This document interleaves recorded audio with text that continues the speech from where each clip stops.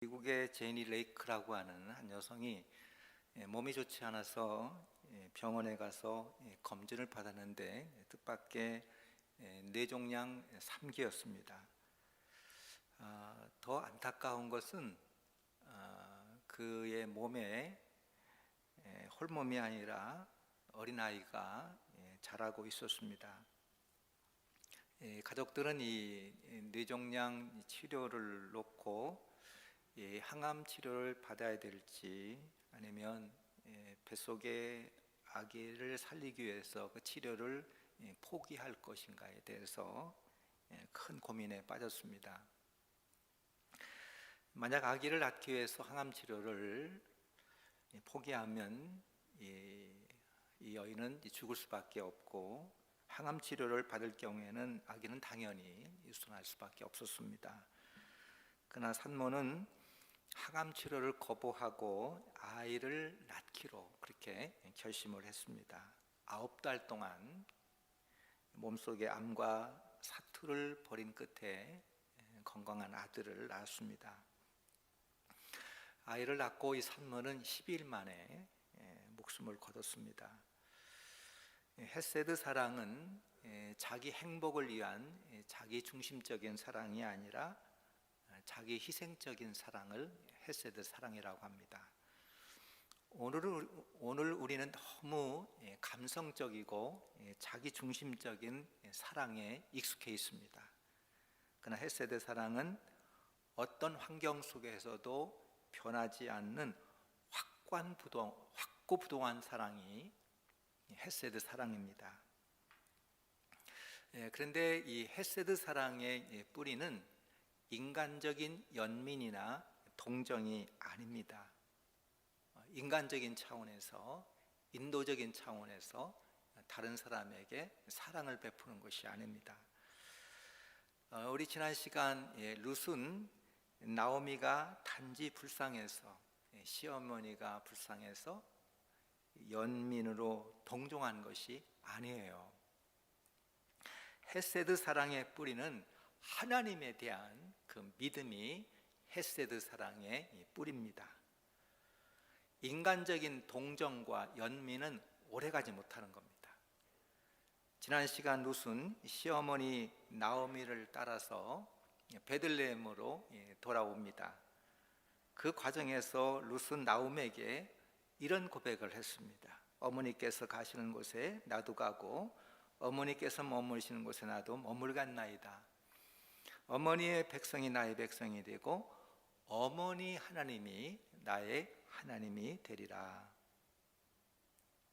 룻은 남편을 잃고 그 시어머니 나오미에게 자신의 남은 인생을 의탁하는 것처럼 보이지만, 룻은 늙은 시어머니에게 자신의 인생을 걸지 않아요. 룻은요, 하나님에게 자신의 인생을 겁니다. 어머니 하나님이 나의 하나님이 될 것이다. 영성학자인 유진 피터스는 주님께 자신의 삶을 거는 것이야말로 인생에서 가장 멋진 일이다, 그런 말을 했어요. 믿음은 바라는 것들의 확신이요 보이지 않는 것들의 증거라 그랬습니다. 믿음은 눈에 보이는 것을 따라 사는 것에서 눈에 보이지 않는 하나님, 하나님의 말씀, 하나님의 약속의 모든 것을 거는 것이 믿음의 삶인 거예요. 여러분, 룻은 나오미에게 인생을 걸지 않고 하나님에게 자신의 인생을 걷고 오직 믿음을 따라 살기로 결단하는 것을 우리가 지난 시간 봤습니다.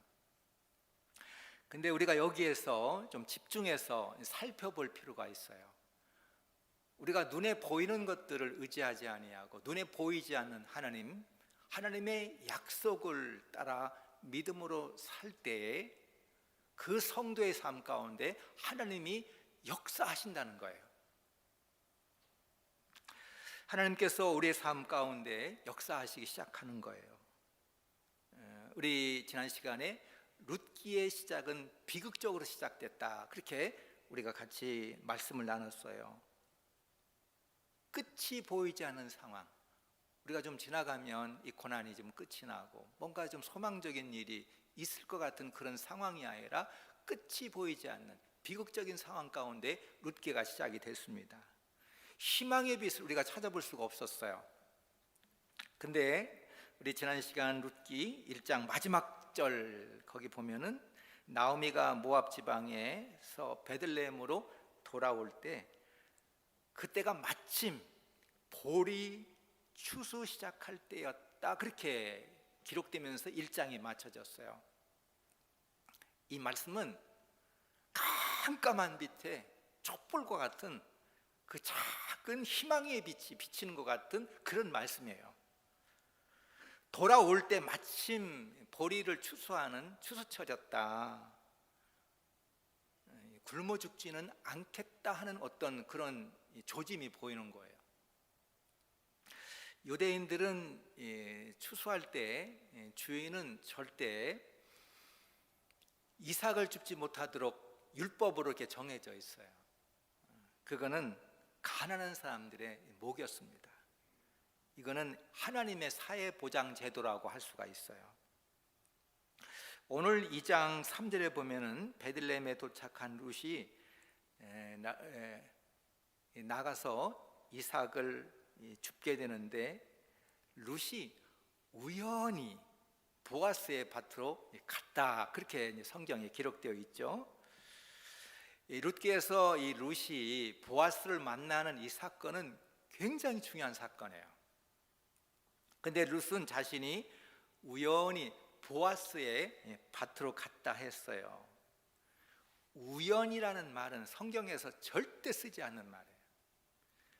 기적적으로 신기하게 놀랍게 그런 뜻인데, 성경에서는 우리 인간의 모든 것들이 하나님의 섭리 가운데 이루어지기 때문에 우연은 없는 거예요.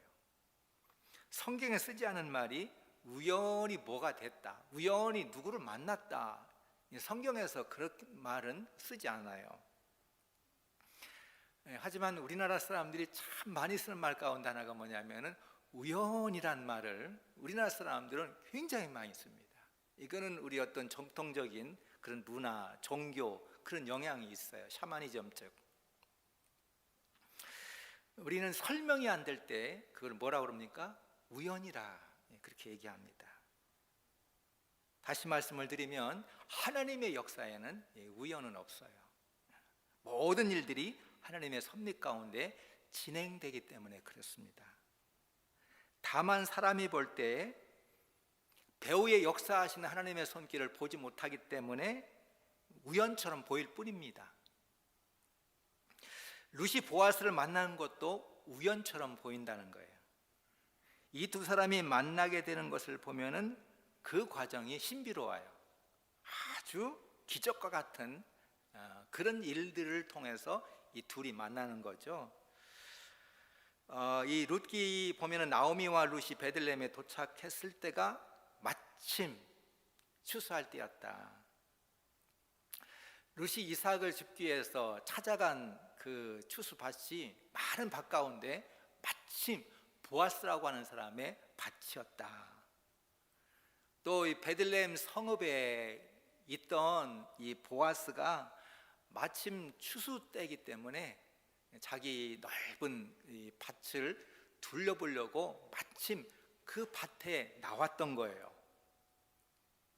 이 과정에서 보아스는 이삭을 열심히 주어 이 시어머니를 봉양하는 이 룻을 직접 보게 되죠.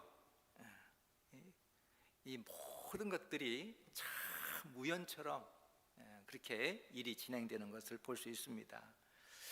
여러분, 우리가 이렇게 사람을 만날 때 만남이라고 하는 것은 여러 가지 만남이 있는데 이 부부로 이렇게 만난다는 것이 확률로 따지면 얼마나 될까? 많은 사람들 가운데 한 번 만나는 이 부부의 이 만남이 확률적으로 보면 얼마나 될 것 같아요?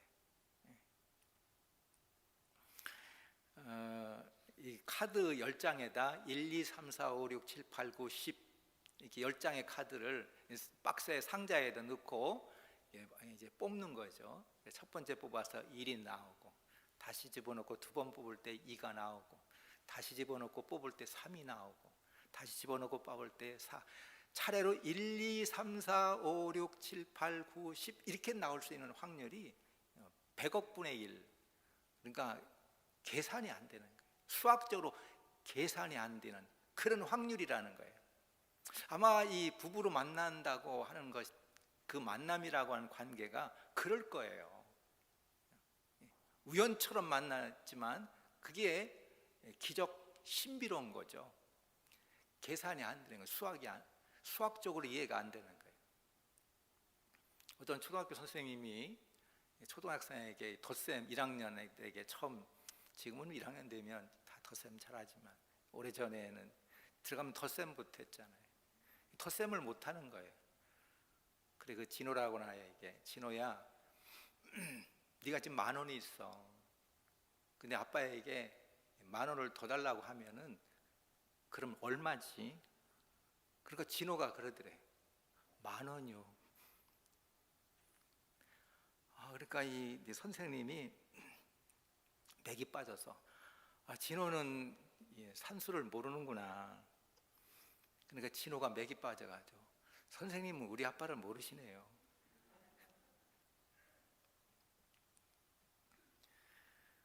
이 루시 보아스를 만나는 것은 아주 신기하고 기적 같아요. 우연처럼 보이죠.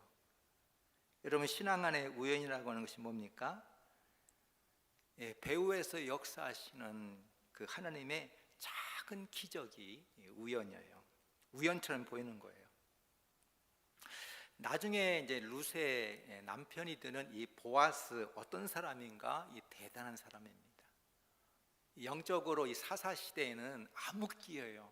그 시대에 찾아볼 수 없는 예수 그리스도와 같은 사람이 이 보아스죠. 여러분, 절망적인 상황 속에도 하나님의 손길이 이 룻의 가정, 나오미의 가정에 함께하고 계시다고 하는 것을 증거하고 있어요. 그러면 헤세드 사랑을 한 룻은 어떤 길을 걸어갔는가 하는 것을 오늘 같이 살펴보려고 합니다. 오늘 말씀의 제목이 헤세드 사랑의 여정, 그렇게 말씀의 제목을 정했습니다. 헤세드 사랑의 길은 어떤 길인지, 룻이 헤세드 사랑의 길을 걸을 때 어떤 길을 걷게 됐는가 하는 것들을 우리가 이 시간 같이 말씀의 은혜를 나누려고 합니다.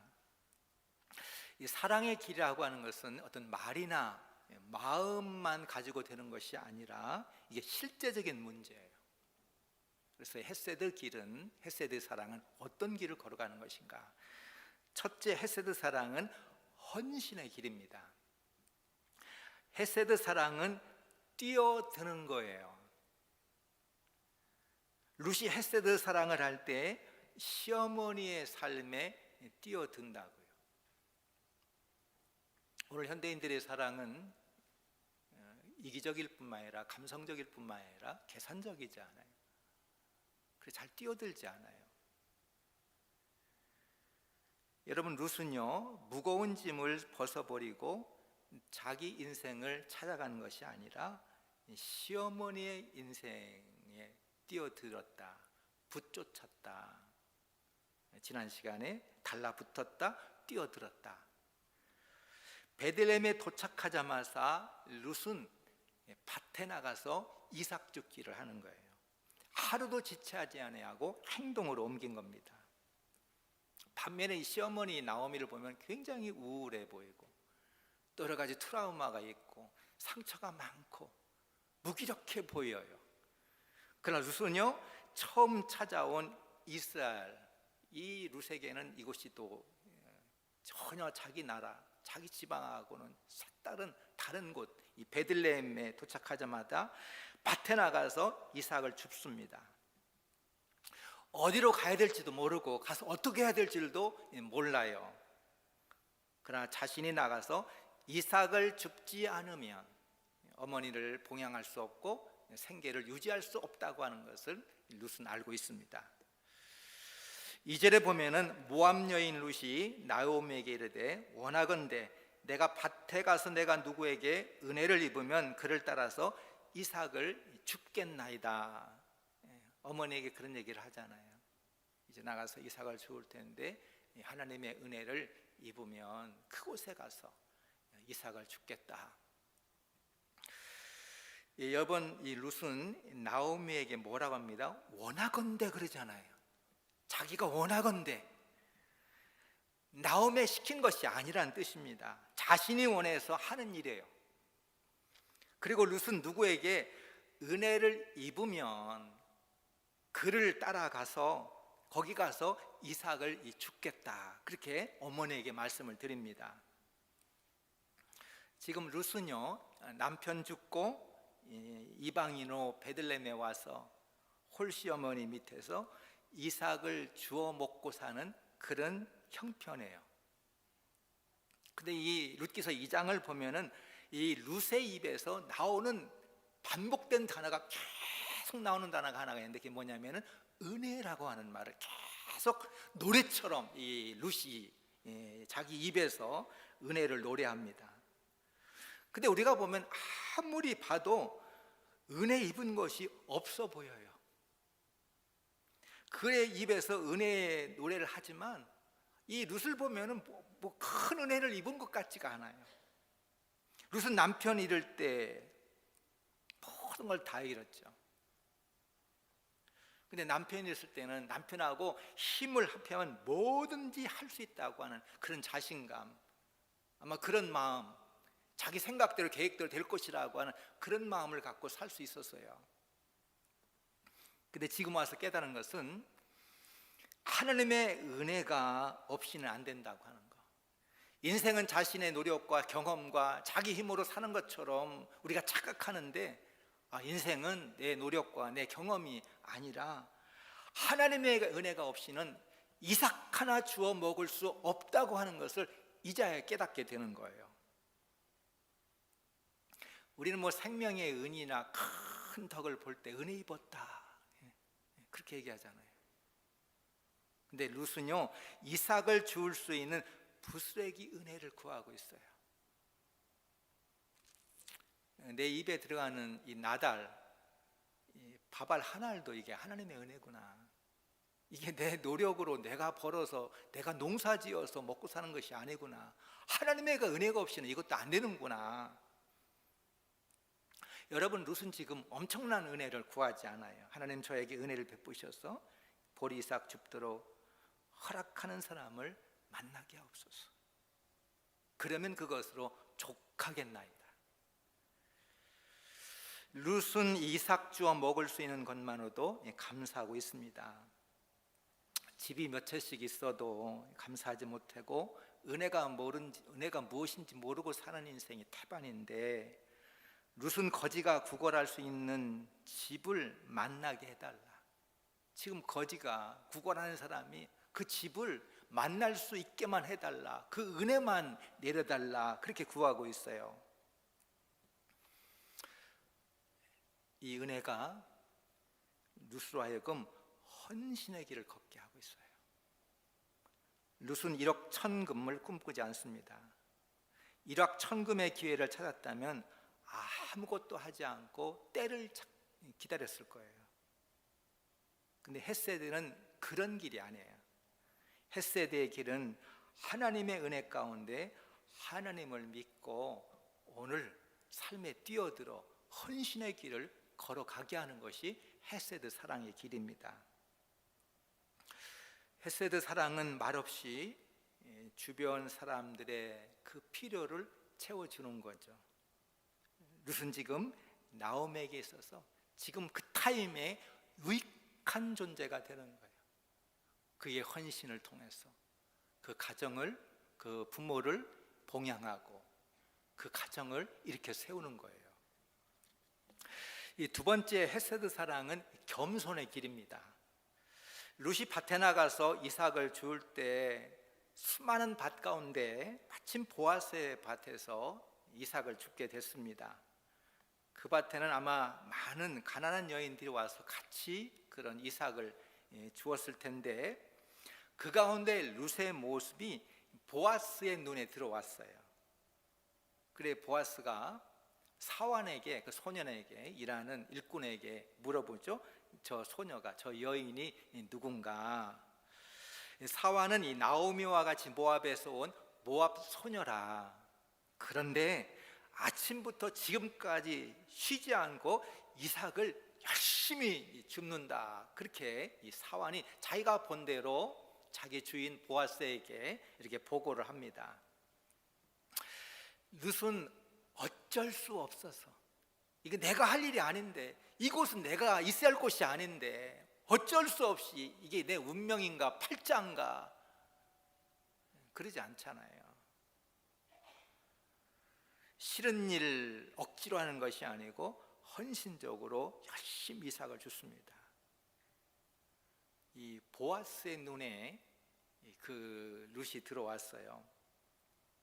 아마도 보아스는 이 자기 집안의 이 나오미, 모압에 갔던 자기 집안 사람 이 나오미가 남편 죽고 두 아들 죽고 모압 이방인 며느리 하나 데리고 돌아왔다는 얘기를 아마도 이 소문을 통해서 듣고 있었던 것 같아요. 근데 이제 보아스가 그 당사자인 룻을 자기 눈으로 직접 보게 됩니다. 이 보아스와 룻의 관계는 유대인과 이방인, 또 남자와 여자, 또 주인과 또 객이라고 하는 그런 높은 장벽, 차별이 있는 관계예요. 그럼에도 보아스는 룻에게 헤세드 사랑을 베풉니다. 제가 룻기에 세 명의 주인공이 있는데 나오미와 룻과 이 보아스, 이 세 사람이 헤세드 사랑을 베푸는 사람이다. 오늘 성경에 보아스가 헤세드 사랑을 룻에게 베풀어요. 이 8절 9절 한번 보시기 바랍니다. 내 딸아 이삭을 주우러 다른 밭으로 가지 말며 여기서 떠나지 말고 나의 소녀들과 함께 있으라. 그들이 베는 밭을 보고 그들을 따르라. 내가 그 소년들에게 명령하여 너를 건드리지 말라 하였느니라. 목이 마르거든 그릇에 가서 소년들이 길러온 것을 마실지니라. 이런 보아스의 이런 헤세드 사랑에 룻이 어떻게 반응을 보이죠? 우리 10절을 한번 같이 한번 한 목소리 보겠습니다. 시작. 룻이 엎드려 얼굴을 땅에 대고 절하며 그에게 이르되 나는 이방 여인이거늘 당신이 어찌하여 내게 은혜를 베푸시며 나를 돌보시나이까 하니. 룻은 이 보아스 앞에서 겸손의 자리, 겸손의 길을 걸어가고 있어요. 여러분, 헤세드 사랑은 이 겸손의 길입니다. 겸손하면 모든 작은 은혜에도 기쁨이 충만하고 감사가 넘쳐요. 사랑은 겸손과 불가분의 관계가 있습니다. 사랑하면서 교만하는 사람 본 적 없는 것 같아요. 교만하면 사랑의 무게를 감당할 수도 없습니다. 원망과 불평이 앞서서 인생을 마지못해 살게 되는 거죠. 룻은 보아스 앞에 엎드려 얼굴을 땅에 대고 절하며 어찌하여 저에게 이런 큰 은혜를 베푸십니까? 우리 인생 다 당연하게 생각하죠. 모든 걸 당연하게 생각해. 근데 이 룻은 당연하게 생각하지 않아요. 어떻게 저에게 이런 은혜를 베푸시느냐? 룻은 참 강인하고 담대한 여인이에요. 우리 이것저것 재다가 끝나는 인생 살기 쉽습니다. 근데 이 룻은 보면 도착하자마자 현장 밭으로 뛰어가요. 아주 담대하고 강인해요. 근데 이 강인함과 담대함에 천상 콤비가 하나 있는데 그는 겸손이라고 하는 것이 같이 있을 때 이거는 굉장한 시너지와 상승 효과가 있어요. 믿음은 담대함과 겸손함의 선물을 줍니다. 하나님을 눈에 보이지 않는 그 하나님을 믿고 하나님의 약속을 따라 살아가는 자에게는 어떤 상황 가운데서 하나님 주시는 그 담대함, 그러면서도 그 하나님 앞에 한없는 겸손함, 우리는 이게 반대의 경우가 많아요.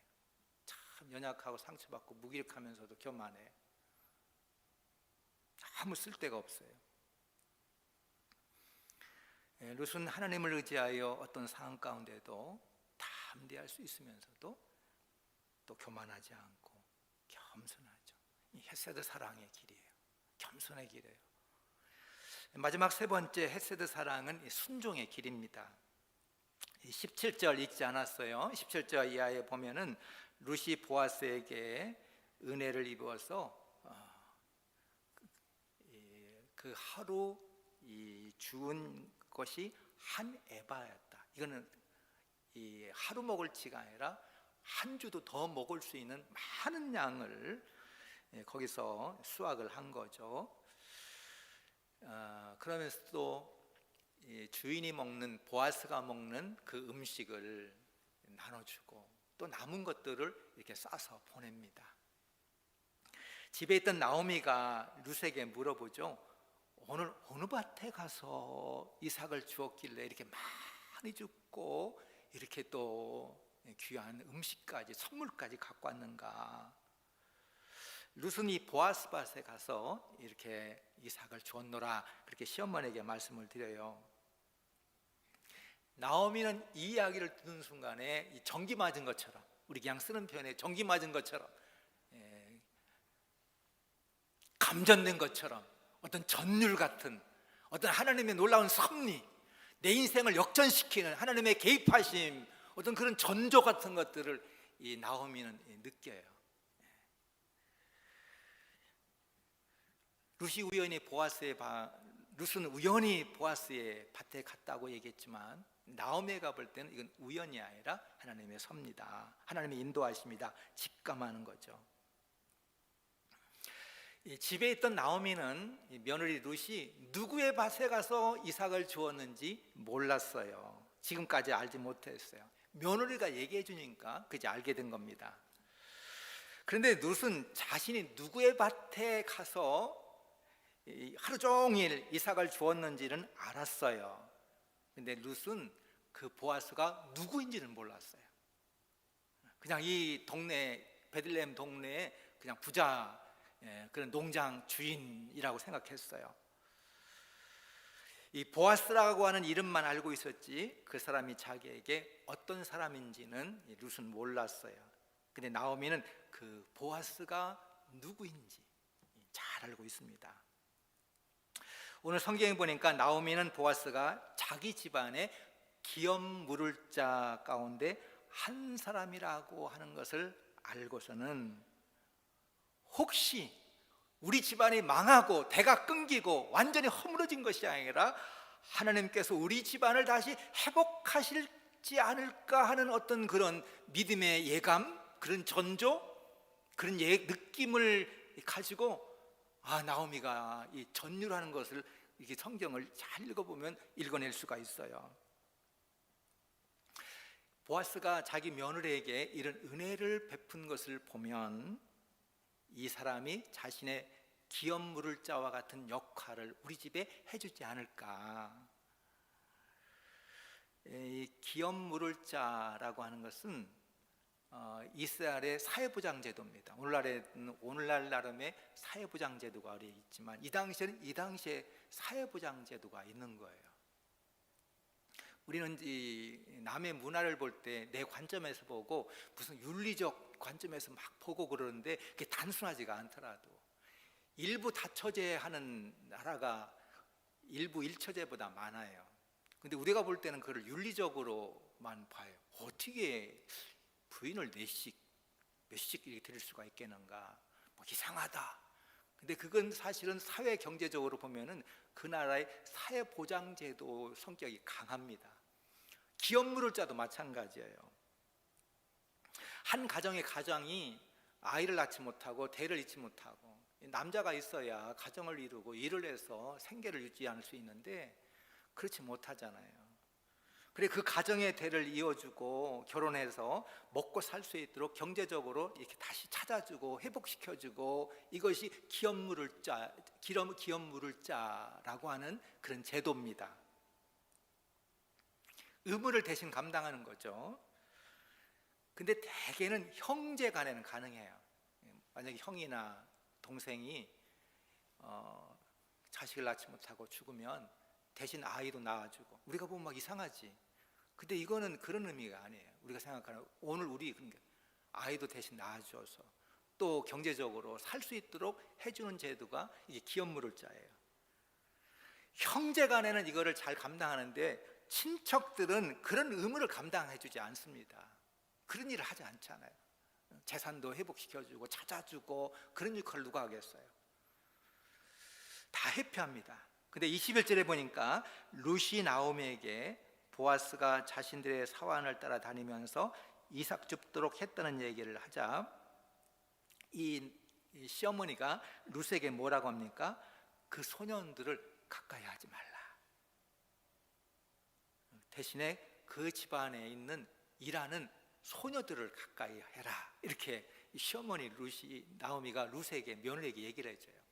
보아스는 뭐라고 그랬습니까? 우리 집 사환들, 남자 사환들 잘 쫓아다니면서 그들이 추수한 다음에 그들을 따라다니면서 떨어져 있는 이삭을 잘 주우라 그랬는데, 직감하는 게 있어요. 나오미가 남자 사환들 따라하지 말고, 일꾼들 따라하지 말고 여자 사환들을 따라다녀라. 혹시 룻이 젊은 사환과 일꾼하고 눈이 맞을까 걱정했던 것 같아요. 근데 룻은요, 이 시어머니 말에 순종합니다. 다른 며느리 같으면 집안에 앉아 있는 노인네가 하는 것도 없이 뭐를 안다고 막 이래라 저래라 명령하고 따지고 개입하고, 그런다고 막 불평하고 불순종하고 원망할 수 있어요. 근데 오늘 성경 보니까 룻은 보리 거두기뿐만 아니라 밀 거두기 끝날까지 보아스의 소녀들만 따라다녔다. 그러면서 룻은 이삭을 주어서 어머니를 끝까지 봉양했다. 그렇게 오늘 성경 2장이 끝나고 있어요. 여러분, 헤세드 사랑은 순종의 길이에요. 헤세드 사랑만이 공동체를 세우고 회복시킵니다. 허물어진 가정을 세우는 것도 헤세드 사랑이에요. 이런 헤세드 사랑의 가장 전형적인 모범은 우리 예수 그리스도이십니다. 여러분, 예수님은 그분 하나님의 본체시나 하나님과 동등됨을 취하지 아니하고 오히려 자기를 비워 종의 형체를 가지사 사람과 같이 되셨고, 사람으로 사람의 모양으로 나타나사 자기를 낮추시고 죽기까지 복종하셨으니 십자가에 죽으심이라 그랬어요. 예수님은 겸손하게 자기를 낮춰 인간의 몸으로 이 땅에 왔다는 거예요. 겸손의 길을 걸으셨다는 거예요. 죽기까지 하나님 앞에 순종했다는 거예요. 순종의 길을 걸었어요. 자기 몸을 십자가의 대속의 제물로 드렸다 헌신의 길을 걸어가셨다는 거예요. 예수님의 헤세드 사랑은 헌신의 길과 겸손의 길과 순종의 길을 걸었어요. 우리가 보고 흠모하고 따라갈 이 헤세드 사랑, 예수 그리스도입니다. 사랑하는 성도 여러분, 우리도 예수님을 따라 헤세드 사랑의 길, 헌신의 길, 겸손의 길, 순종의 길을 걸어가는 우리 모든 성도의 가정이 될 수 있기를 주의 이름으로 축원합니다.